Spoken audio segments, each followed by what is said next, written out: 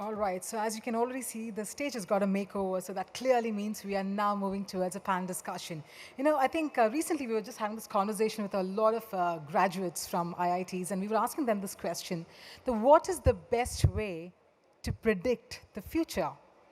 And then we got the answers from them as well, and I think all of us are aware it's to create it. So the future is now, and that's our topic for discussion, ladies and gentlemen, how leaders are rebuilding a better retail today for a strong and sustainable future. So with that, I think I'll take this opportunity to go ahead and first invite the moderator for the session. Joining us, we have with us the chairman from Anurag Group. Could we have a huge round of applause as I invite Mr. Anuj Puri onto the stage, please?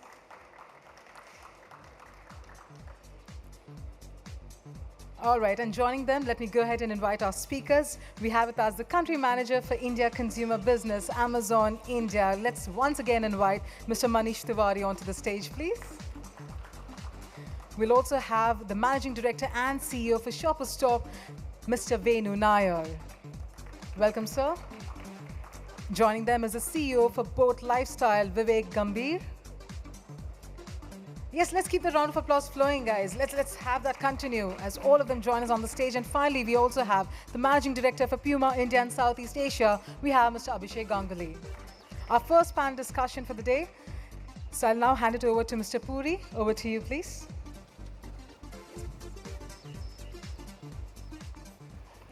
Thank you very much. Very good morning to all of you. What a delight to have all of you here. I have some colleagues, who've come in here just because Mapic did a fantastic job. I mean, you're phenomenal. This venue, I tell you, is like a phenomenal positivity when you come in here. I think, the old venue, we had got a little bit tired of that. And majority of the guys, I tell you, around this room are in the BKC area. So, Rajneesh, this is best. You can walk to come in here. So, thank you very much. Fantastic venue. Fantastic the way that the things have been done. And I think Ashna said a beautiful thing is that this is the joy of meeting each other. It is so nice to see so many colleagues after a gap of, couple of years. And it is that joy that you have of meeting each one. And over the next couple of days, I do hope is that there is going to be a lot of interaction, a lot of discussions that are going to take place. And there will be enough networking opportunities as well. I've only got about 25, 30 minutes, so I'm not going to take too much of your time. We're running a little bit late, so I'll try and rush this topic. But I do want to say a couple of things before I get into the Q&A. One is that I certainly didn't think is that there was going to be such a strong revival in consumption. The way that it has been is not only on the e-commerce, which is what we heard from Manish, but also on the physical retail. Rajneesh is here. We were discussing the other day the way in-orbit malls have bounced back. The footfalls that have come back. It's crossing the 2019 pre-pandemic levels already, and we are yet to get into the season. The way that both the mall owners as well as the retailers are expanding. I mean, that is a big thing. I mean, you were to speak with Tatas, who've got a stall outside. I was interacting with them, or with the Reliance brands. And, the way that they're continuing to take up new space. Likewise, you were to speak with Phoenix or Inorbit or DLF. And they will say is that we are continuing to expand the mall. So it's suddenly, there is a new energy that has come up in India on the retail side. I couldn't have expected a better panel than what we have here. My friend Venu, who is the MD, CEO of Shoppers Stop, huge amount of knowledge. I mean, I can spend 1 hour just talking to Venu himself in there. So, great, Venu, to have you. Manish Tiwari, we saw his presentation. And I said, well, I learned one thing today after seeing your presentation is that the best way to do these presentations is only put pictures. And what a great way of telling that story, Manish is. We've got Vivek Gambhir. And I tell you is that I don't know how many of you know his products. Phenomenal, whether those are the Bluetooth headphones, the earphones, the wireless headsets that he has is fantastic what you've been able to create it. I mean, in terms of quality, in terms of pricing. And it is a very competitive market with Chinese manufacturers, and yet you are doing it. And we've got the youngest and the fittest man on this panel, Mr. Abhishek Ganguly from Puma. And again, something which is interesting is that Puma came from behind, and the way that this young man has taken up and moved ahead of many of his competitors, it is fantastic. Manish, if I can quickly start with you. I know you've spoken quite a bit. Just a couple of quick questions. You know, I want to sort of start asking your views on this rapid scale up that has happened in the e-commerce. Has it changed the way that people shop for everything today, right from electronics to apparels? Or you think is that, this is only the after effect of pandemic and we are going to go back to the way people used to shop before the pandemic hit us? Yeah, I do want to start by saying e-commerce is very small in this country. It's 2.5-3%. It takes more front page space for, but it's a small business. I think the pandemic in some ways accelerated the customer-seller journey by close to a decade. I mean, in those 2 years. Interesting. And we think if the customer experience has been good, shopping online, or in my case, shopping on Amazon.in, they will stay back. As of now, touch wood, it continues to accelerate, not even slow down. So I think a lot of those habits are here to stay. Just continuing with that, Manish, there's a lot of conversation that goes on, whether it is offline, online, offline versus online. What are your views on this whole thing? I don't understand that debate too well about offline, online. It would be interesting. I mean, I've worked with Puma, with Vivek on board, earlier Godrej, Shoppers Stop. I think our job as retailers is to go where the customer goes. That's what our responsibility is. I don't think that world exists. Most shoppers, depending on the shopping journey, will go across both formats. In fact, add social commerce in some of them. And that's how I look at it. And then finally, Manish, what's the experience been in smaller towns? I mean, we're hearing a lot about these smaller towns, and I'm going to ask them to the rest of the retailers as well. And, I represent real estate, and I can tell you is that a lot of the growth that we are seeing within just the residential real estate itself is coming from tier 2, tier 3 cities. So I just want to understand, within Amazon, how do you look at these smaller cities? Yeah, I think I internally, I keep on telling people that sometimes we confuse the POPs data with the customer behavior, and that's not true. Some of the smaller towns have the customer profile and the needs are exactly the same. They also want a double door refrigerator. They also want a selection which is as premium as you could sell in South Delhi or Bombay. And which is why the growth is so explosive there. They haven't had access to it. And in some small ways, retailers who are opening there, e-commerce companies are seeing a growth. So 80-85% of my new customers now come from those towns. And Manish, I didn't realize it, that the demand is similar. I thought that demand will be a little bit lower. In quantum, it is lower. But if you went to, and I gave an example of Jamshedpur, I mean, I still can't buy a double-door 600-liter refrigerator. But there are people, they have that kind of income, steady working with the Tatas. And a lot of e-commerce companies fulfill that, including us.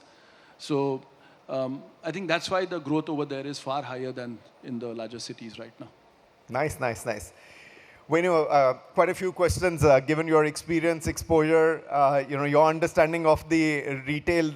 I want to first start is that, after 2 years, we're going to have this grand festive season. How do you think that this festive season is going to play out? And what are some of the things that retailers should bear in mind to leverage this opportunity?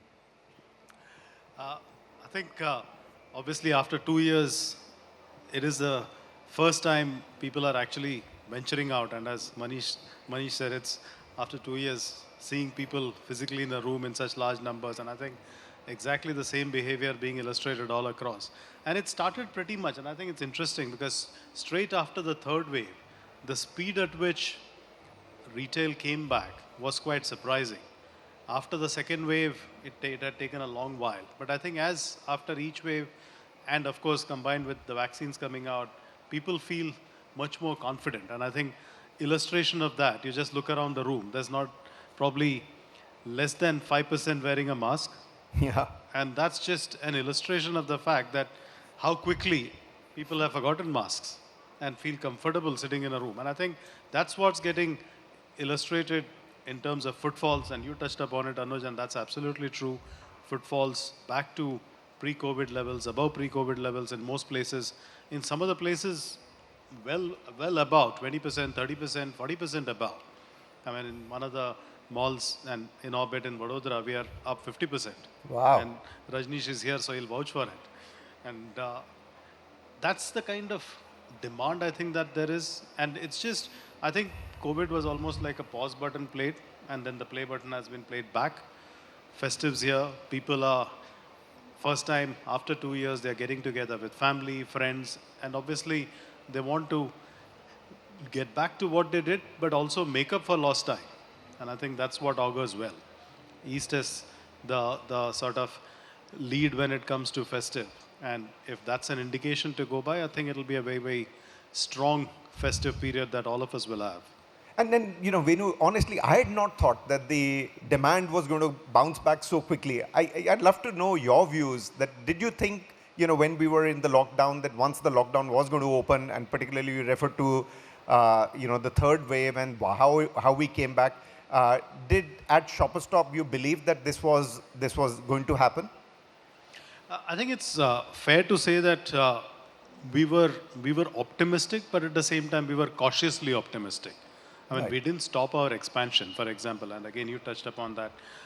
We continue to expand stores, but also what we did do, and I think every retailer has done, is to make digital first, adopt technology, and move to being an omni-channel business. And that's really the future of retail, and that's the present of retail actually.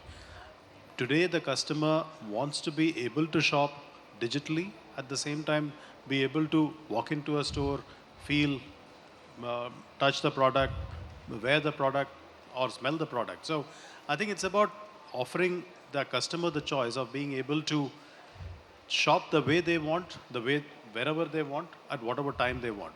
And that's what has happened post-COVID. And hence, even as we continue to expand physically, the investment into digital, moving to being a omni-channel business is the focus that ShopperStop has had. And today, shopperstop.com is a significant inherent part of the whole business that we do. I mean, it's a compulsory subject. Yeah, I agree with that. Venu, Shopper Stop is aiming to sort of double in the next 3 to 4 years. And when you're going to double it, that does mean is that there's going to be increase in the stores across the cities. So my question is really two parts. One, is this increase largely going to come in from tier 2, tier 3 cities? And the second is it going to be high street or malls? Firstly, today, if we look at our mix, we are probably around 65, 35, 65 being in the larger cities and 35 in the smaller cities. If I just take this year alone, we are opening between 12 to 15 stores. Wow. And at least 10 out of the 12 or 12 out of the 15 will be in the tier 2 cities. So obviously these are cities that we are not present in, and hence the opportunity for us to expand into those places. And the demand in these places is absolutely strong, which gives us a lot of confidence to be able to go in. And the need of the customers in these cities is very much similar. I mean, when we opened recently in Gwalior, and we went in, and if I just take beauty as example, and we had a lot of our prestige beauty brands, and the customers, the feedback we get is, why don't we have a MAC? Why don't we have a Bobby Brown? Because that's what they want. Now, in our own thinking, we had always thought that the demand for this, for beauty products will take a bit of time before it gets into a Gwalior. But that's here, and it's here and now. And I think that's true for every city we are going in. So we see a lot of the expansion coming into the tier 2, even as we continue to find gaps in the market in tier 1s where we might not be present. And that's the way we would look to expand our portfolio. And it is so similar to what Manish has said, Manish, that tier 2, in my opinion, I thought they'll take one notch lower brand. What both you and Venu are saying is not really. I mean, they do want exactly the same experience, and perhaps they are exposed to what the people in tier 1 cities are looking at. Finally, Venu, you've done exceptionally well on the private label yet. I mean, you go to Shopper Stop, the way that you've been able to transition several private labels which have become very powerful brands in their own right. My question is that what role will private labels play in the growth of this retail sector? I think it's the last part of what you said, Anuj. Labels being converted to brands, and that's really what the journey is for Shopper Stop, where we have 11 private labels, as we call it, and we are on the journey of moving them to being brands. And that happens by making the brand stand on its own, fulfill a lifestyle need, and at the same time increase the communication. Um, Currently, we've got Sanya Malhotra as the brand ambassador for Fratini, and then on to Kashish. And each time you have that association, obviously the recall goes up significantly. Having a private brand puts you in control in terms of offering the lifestyle choice that the customer is looking for. And hence you're able to fulfill the need of that customer. And that's really the role of the brand. It gives you the opportunity to also obviously grow your own brands into multiple spaces, and that's what we would do even as we continue to be a house of brands and continue to be that one-stop destination for our customer across multiple categories and brands, international, national, and also a few private brands of our own. And that's the way we would take it forward. Thank you. Vivek, I'm going to come to you. I'm going to compliment you once again. Fantastic job. You've done it. You're a very, very young company. And within the last few years of inception, you've really created a buzz in the market. I just wanted sort of one question. There are a lot of budding entrepreneurs here sitting in there. What did you do right? It's a relatively simple formula, though very difficult to execute. Right? It boils down to product, brand, and partners. So this was an existing category dominated That's by right. global legacy, incumbents, very powerful players. But we saw a need gap. It was a very boring category. And so the idea was, can you actually make headphones fashionable and accessible? At the same time, you wanted to provide world-class quality, design, and as Anuj, you were saying, affordability. But to really sell that, you needed to create a brand with a lot of buzz. This is a brand, I think, born in India for Indians. So the kind of marketing we did, the kind of buzz we created was quite worked out for us. And then finally, I think I have to thank people like Manish. We owe a huge amount of gratitude to Manish and Amazon. Because as Manish was also saying, in a phase of rapid scale up, when you have partners like Amazon who can take care of so much of the fulfillment and delivery and everything else for you in a marketplace, that turbocharges the scale up. So what could have taken us 20 years, I think we managed to do it in 2 or 3 years thanks to partners like Amazon. Nice. That's very nice. But this category is infested with Chinese goods. And they are so competitive. Manish, was it Make in India policy that helped you? No, Make in India has just started recently. Honestly, what you need is humility and paranoia, right? Humility and paranoia. And it's Nice. not a level playing field. Let's be honest about it. Correct. It's not a level playing field. But as long as you're delivering fantastic products, you know the consumer better than anybody else. As long as you can engage them and connect with them, and as long as you're great partners, I think every piece has to be worked harder. But it needs a certain amount of a challenger spirit, a paranoia, which I think a lot of Indian players have exemplified now. I think this is a time where Indians are dreaming big, they have the courage, they have the restlessness, and thanks to, again, the ecosystem developing, we're all dreaming much more bigger than what we thought we could, Anuj, I think, yeah. And you previously worked in very well-established traditional groups. Manish referred to one of those. And now you are in sort of new age, vibrant company. I don't want to understand is, what is the difference between this, very traditional, very well-established brand, and here you are, young, vibrant, and you've transitioned so smoothly between the two. Thank you, Anuj. I don't know about the smooth part, but it is, the difference between steering a ship versus a speedboat, right? Oh, nice. Okay. I think there's a certain thrill, certain energy, certain excitement, to being able to be part of this boat journey. I am very inspired by this vision of creating a global champion in the electronics and consumer devices lifestyle space. That's what I think motivates us, and it's a single-minded focus on consumer obsession, as to borrow from an Amazon mantra. Um, and so I think, it's obviously, Godrej was a 125-year-old group. They've thrived very well. They've reinvented themselves. So the stability, the values, the long-term game that they're playing are great things to learn from. But there's a certain, I think, thrill that I'm enjoying in this, in this stint. Let's see, how we, take this forward. My last question, to you, Vivek, is what's one thing that you've learned from this pandemic? uh, Never take things for granted, right? uh, as you know, both Venu and Manish was saying, the amount of readjustment, adaptations required. Clearly. Every single, I remember in a previous Amazon discussion, someone had said, our 2030 plan is a 2020 plan or something like that, right? So the way change has happened, the way we've adapted, in the way I think, all the fundamental assumptions have been rethought of. So you really can't take things for granted, but I have a huge amount of belief in the human spirit and resilience, and particularly I think even in India, how India's come together. There were doomsday scenarios about what would happen with COVID and the number of people that would get impacted. But look at India right now, post-COVID, inflation rates are lower, managing it quite well still. Look at the number of roads getting built, and the highways getting built. Huge amount of progress is still happening. So I think fundamentally, the resilience and not taking anything for granted are two big lessons I would take away. Beautiful, beautiful.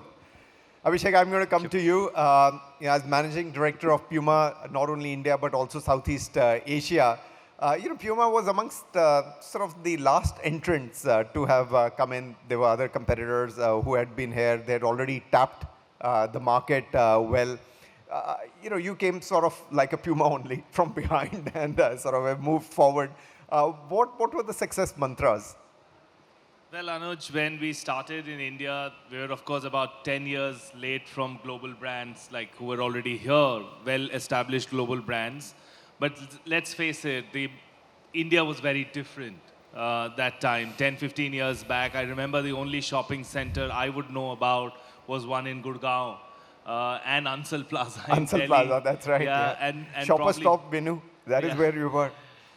And if you see the changes that happened, not only in the bigger cities, but also we are talking of tier 2, tier 3, the distribution quality has definitely evolved. And then let's talk about e-commerce that happened just in the last 5 to 8 years. And India was different. So what worked for India 10, 15 years back was not actually the success formula ahead. And that's something that really worked for us because we solved for the future every time.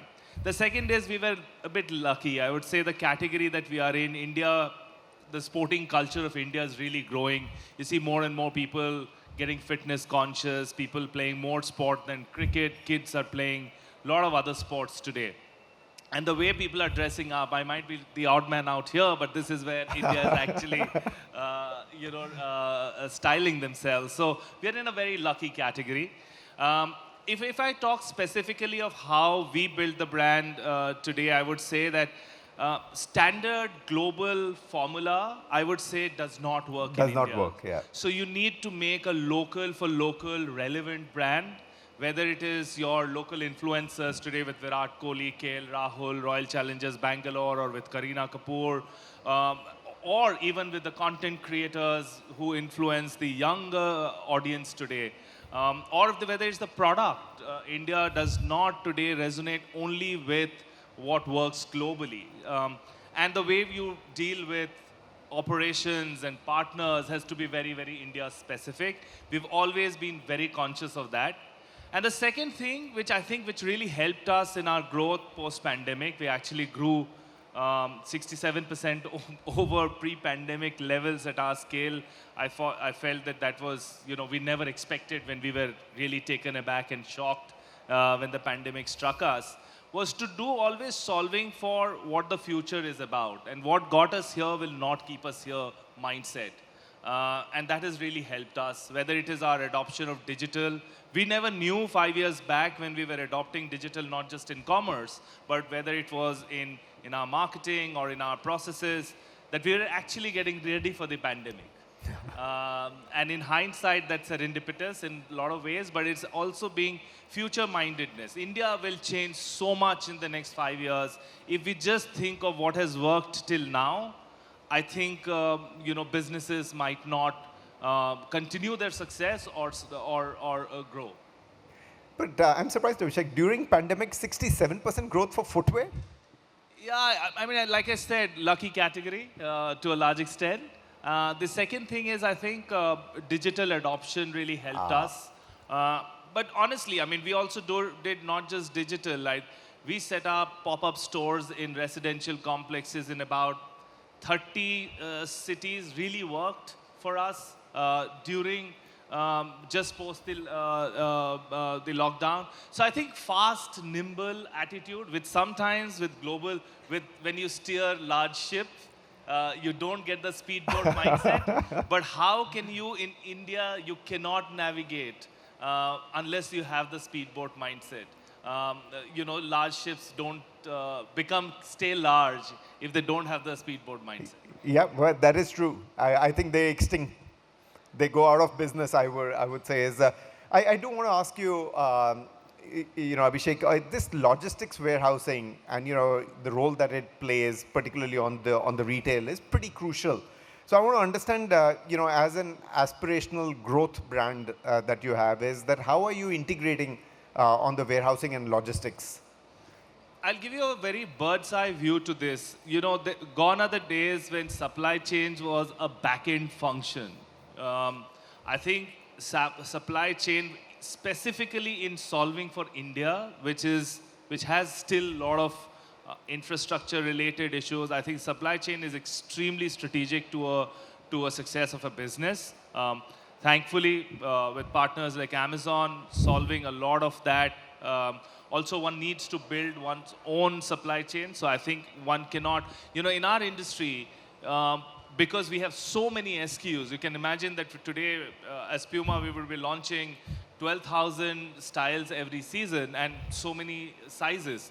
We had a mindset that we should always have one mother warehouse because you consolidate inventory. You know what, e-commerce, because if you supply to a lot of distribution centers, then you break the style, right? You might have size 7 somewhere, you can have size 9 somewhere else, and it doesn't work. Whereas, when you're solving for e-commerce, you think differently because at a marketplace level, you might have, they consolidate the inventory. So you might have inventory size 7 somewhere, correct, and you have size 9 somewhere. Correct. You get an order closer to the customer, your regional utilization works that ways, but if you don't have it in that distribution center, you can supply the size 9 from somewhere else.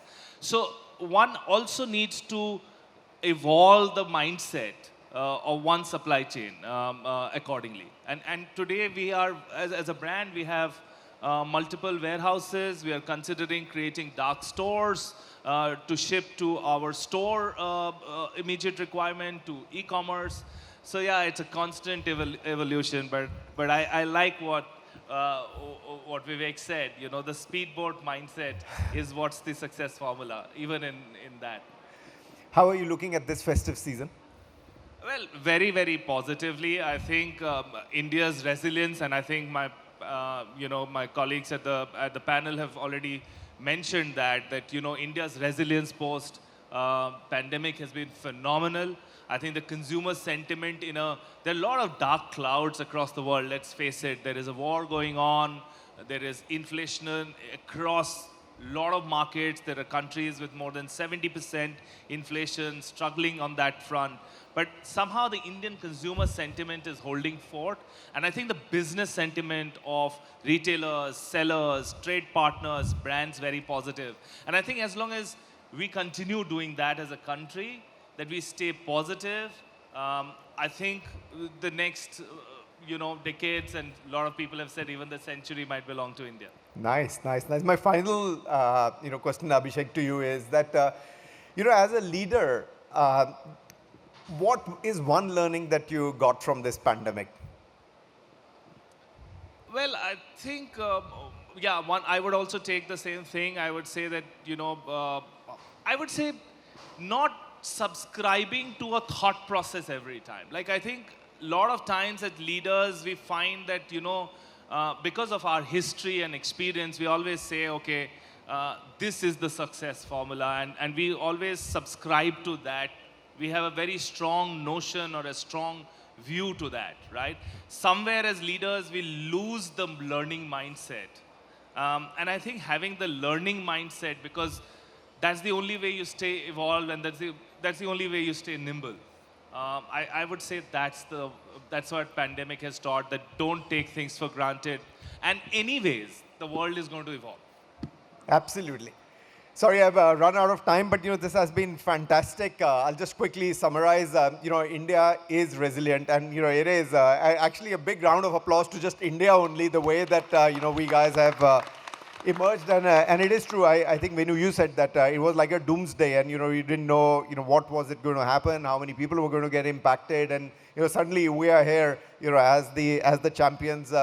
History has that we do a lot of self goals. Hopefully this time we will not in there. And it was interesting. What has worked in the past may not necessarily work going forward. Digital adoption is here to stay. Tier 2, Tier 3 cities are fascinating. And clearly not subscribing to an earlier thought process. And it is true, many of us, Abhishek, have been successful, and we go back to the same process and the same formula. I think we just need to retune our minds that it may not be the same formula that is going to work going further. I take that as a big learning in there. And finally, the next decade, hopefully the next century, is going to belong to India. So thank you very much, gentlemen. And with this, I'm going to hand it back to the Mapic team. Thank you very much, guys.